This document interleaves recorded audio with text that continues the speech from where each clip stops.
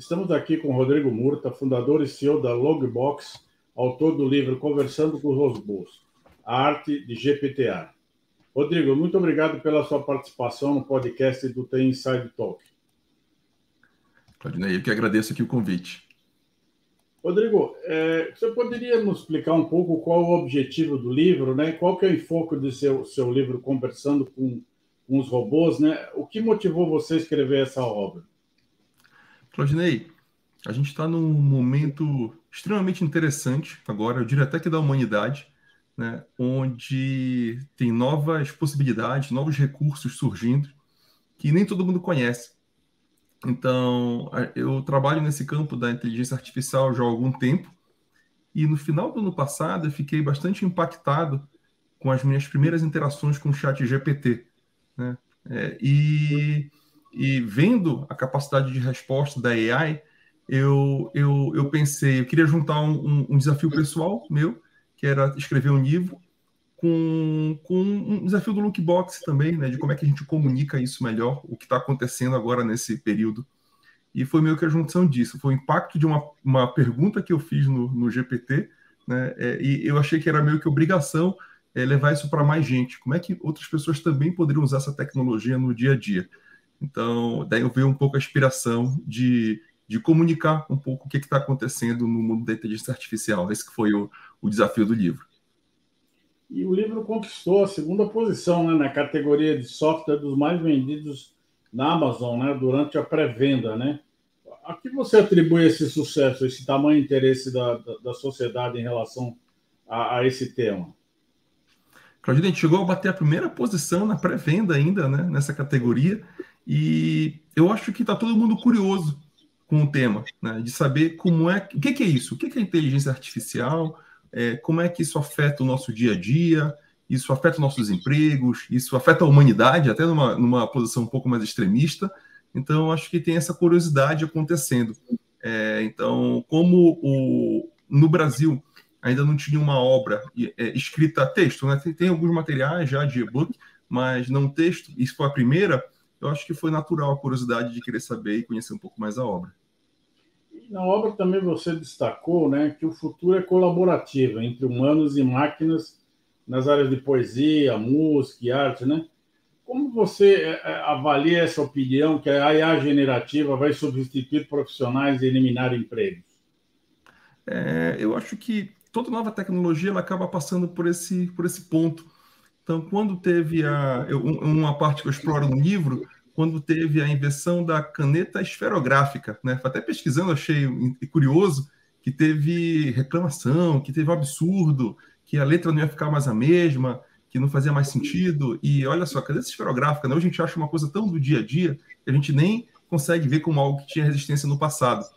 Indo para casos um pouco mais próximos da nossa realidade, a gente tem o próprio uso do computador, né, na educação, ou do celular, que também é uma coisa que eu exploro no livro, que teve muita resistência no início e hoje é comum, né? Então, quando a gente fala, por exemplo, do computador no trabalho, também no início se achava que ia acabar demitindo gente porque o computador ia fazer as coisas, e não é o que aconteceu. A gente até brinca que a gente tem até mais trabalho do que a gente gostaria, né, na área da informática, né? Então, ele não tirou, ele criou mais possibilidades de ficar até mais dependente, né, de uma forma até que a gente não gostaria. Acho que a AI vai passar por algo muito parecido também. Primeiro vem esse temor, que é normal de uma nova tecnologia, mas eu acho que as possibilidades que ela consegue trazer acabam sendo maiores, tá? Claro que a gente tem que estar preocupado, tá? A gente também não pode entrar no mundo da fantasia só achando que tudo são flores, né? E a gente tem que estar ligado para alguns empregos que podem sumir, sim, né? Mas certamente outros vão aparecer. E você chegou a usar o GPT para escrever alguma parte da obra? Você utilizou a ferramenta para te auxiliar na sua escrita?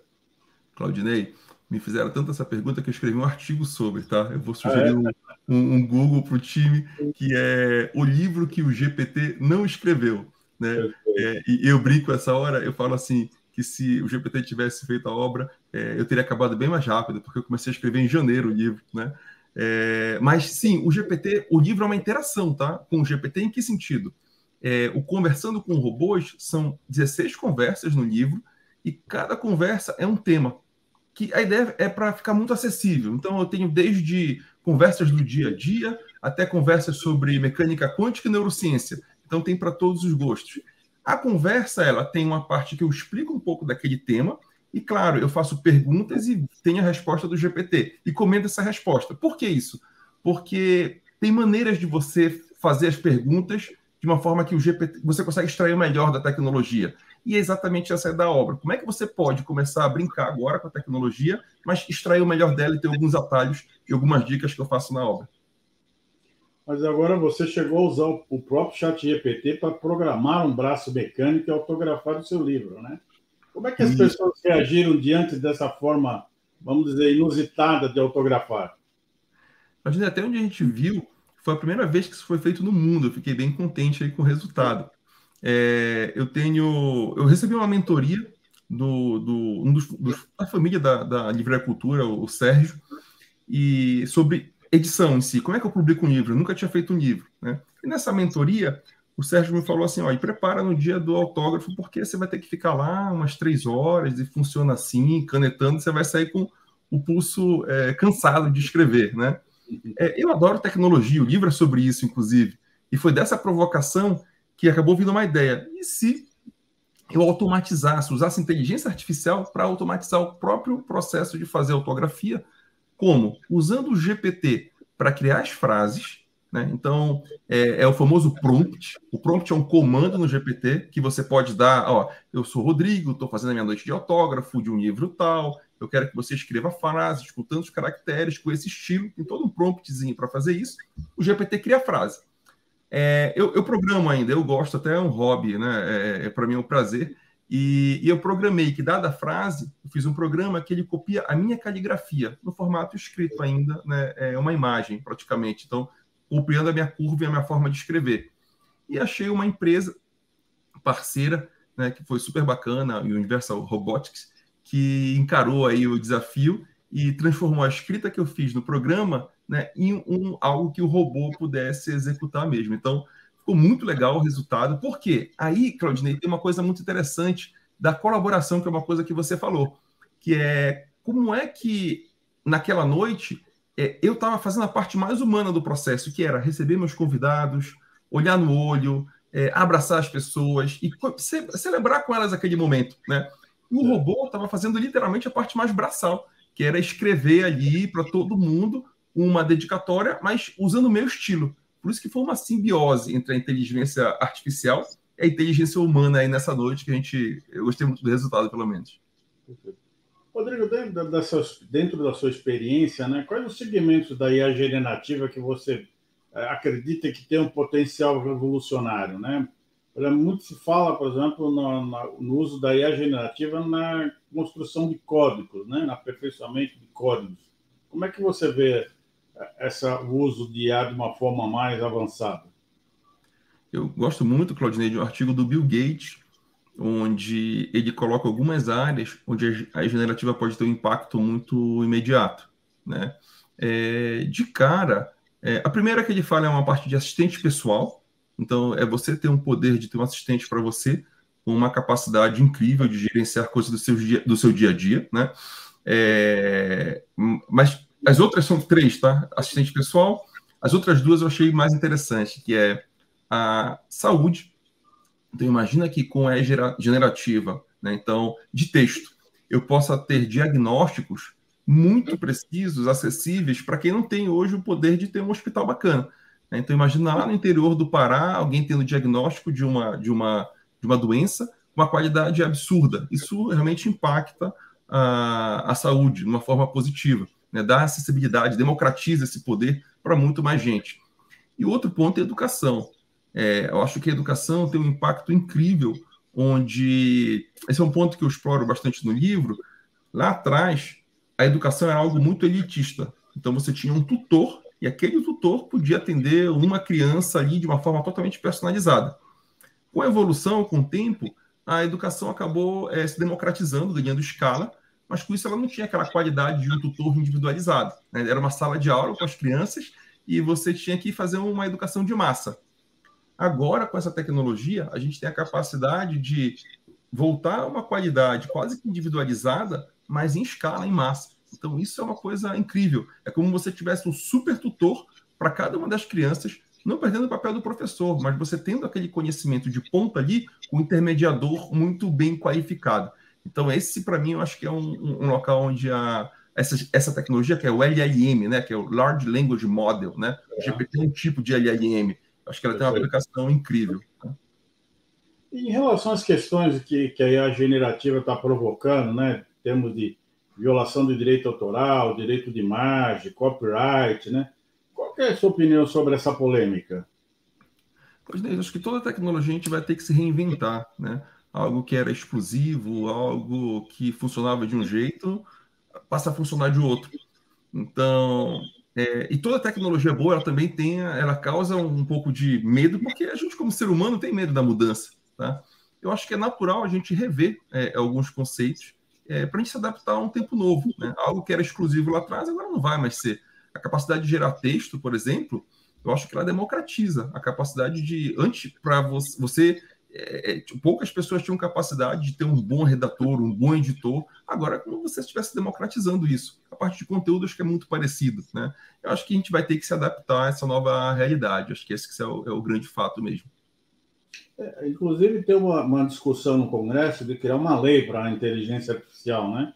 E tem gente que, justamente, às vezes é a favor para que assegure o direito das pessoas, mas, por outro lado, tem gente que acredita que isso possa cercear a liberdade de inovação, a liberdade criativa. Como é que você vê também essa questão?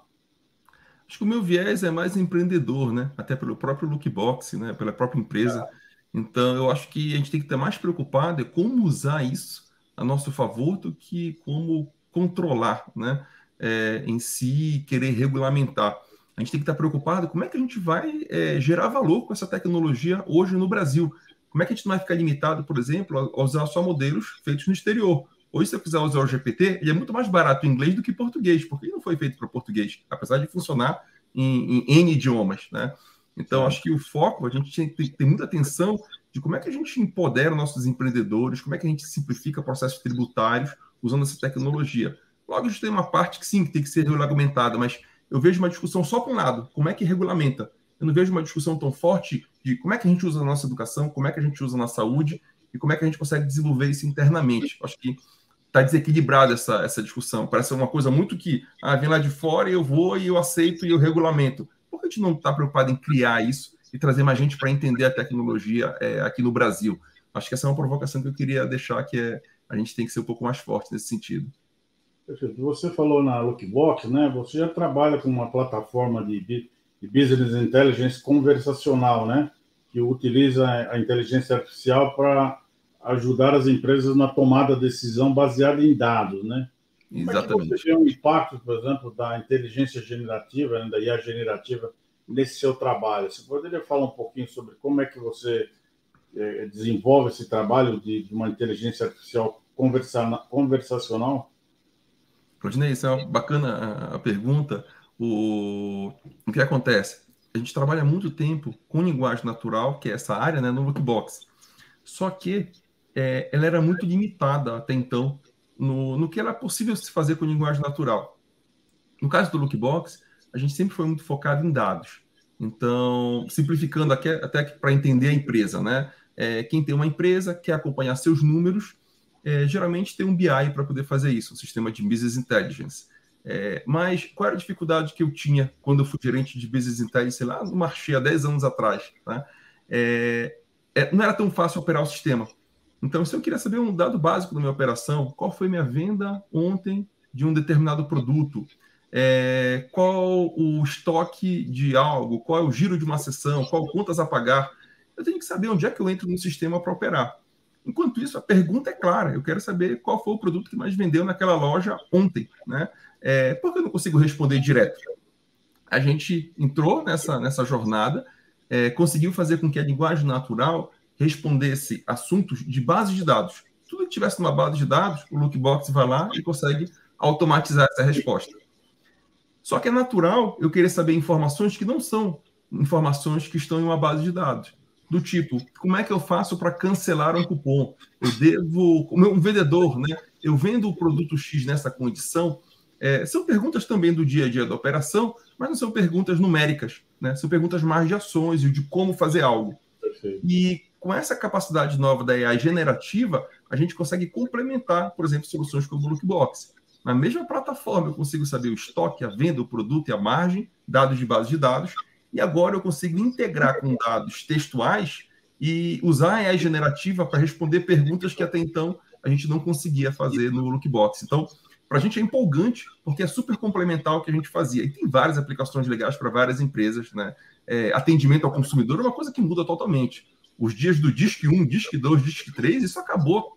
Está com dias contados, né? E vai ser muito melhor essa experiência. E como é que você vê essa integração do chatbot com as pessoas, né? Essa interação, como você falou, robô e gente, né? Como é que você está vendo o desenvolvimento dessa interface?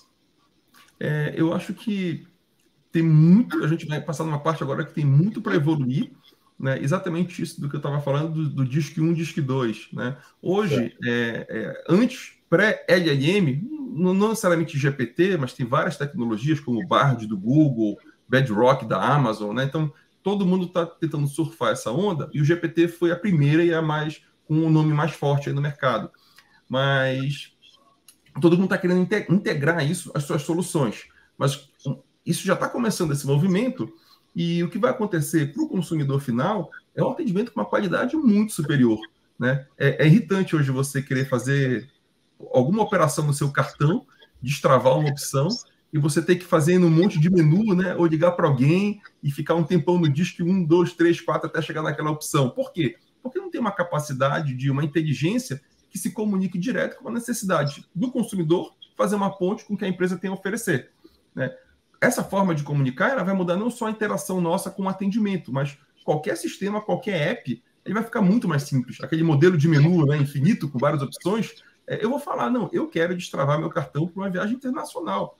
Ele vai falar, legal, qual o país que você vai? Esse daqui. Você vai quando? E volta quando? É que nem eu bater um papo com alguém, só que alguém muito inteligente, que vai saber quais são os produtos e casar com a minha necessidade. Uma referência que eu faço no livro é aquele filme chamado Ela, né, Her, em inglês, onde tem um sistema operacional que ele é mega inteligente, ele é tão inteligente que ele acaba seduzindo o usuário, né, e ele fica apaixonado pelo sistema operacional. É um filme incrível. E aquela capacidade, aos poucos, ela está se tornando uma capacidade real. É um diálogo natural, né? Totalmente natural. É isso que é bacana. Então, eu tive um caso que um brinquedo meu de hobby, um drone, quebrou, né, uma funcionalidade dele de bater foto panorâmica. Eu podia ir no Google pegar essa informação para saber como é que conserta essa foto panorâmica. Mas ficou muito mais fácil fazer uma pergunta no GPT, porque ele não tem que abrir um monte de aba para poder saber onde é que é, ler um monte de fórum. Não, eu perguntei, GPT, o meu drone modelo X quebrou a foto tal, o que eu posso fazer? Ele me deu 5 opções. Na terceira resolveu o meu problema. E eu fiquei assim, isso também foi impactante. Foi lá em janeiro, quando eu comecei a escrever o livro. Eu falei, tem alguma coisa diferente aqui, né? E são essas dicas que eu trago no livro, que às vezes a gente nem sabe que é possível perguntar lá, e quando a gente tem um exemplo, a gente começa a fazer coisas do dia a dia de uma forma muito mais fácil. Perfeito. Bom, para finalizar, vamos fazer aqui o comercial do seu livro, né? Como é que ele já está disponível aí nas livrarias, no digital? Fala um pouquinho aí do seu livro aí para os nossos leitores. Excelente, Claudinei. A gente está tanto no formato eletrônico, operando em Kindle, disponível já para compra, quanto no formato físico. Esse foi o diferencial, foi o primeiro livro lançado com formato físico, né? Está aqui por exemplo, a capa dele, está aqui Conversando com Robôs, a arte de GPTA, tá?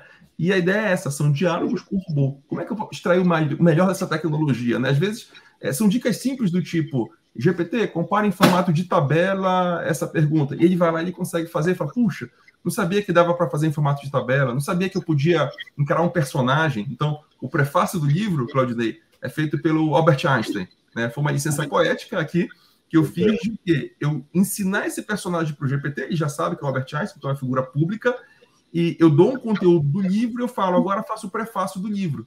E o prefácio ficou incrível, escrito pelo Albert Einstein, né? Então, são algumas dicas dessas que eu mostro como é que você pode usar no seu dia a dia, seja para traduzir algo, para escrever um e-mail, para fazer algum tipo de material, né? Ou para estudar algum assunto, que é um auxiliar incrível aí. Então, essa é a dica aí do Conversando com Robôs, a arte de GPTA. Perfeito. Rodrigo, eu quero agradecer a sua participação no podcast do The Inside Talk e logo fico esperando aí pela versão número 2, né? O Robô 2. Por favor. Então a gente está até preparando aqui. Talvez tenha um relançamento e eu trago mais novidades aqui, porque foi sucesso o primeiro, e mais gente quer ver a mão operando, tá? Aí a gente Perfeito. faz a primeira mão aqui para você, Claudinei. Falou, muito obrigado então. Até a próxima.